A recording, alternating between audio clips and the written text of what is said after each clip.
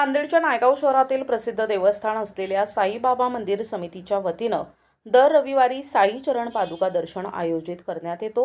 आज दिनांक 11 मेला साई भक्त श्री पवन गादेवार यांच्या नवीन साई मल्टी सर्व्हिस सेंटर येथे साई चरण पादुका दर्शन सोहळा उत्साहात संपन्न झाला। साईबाबांचा अभिषेक, पूजा, आरती आणि खिचडी वाटप करून नवीन दुकानात स्थलांतर केले।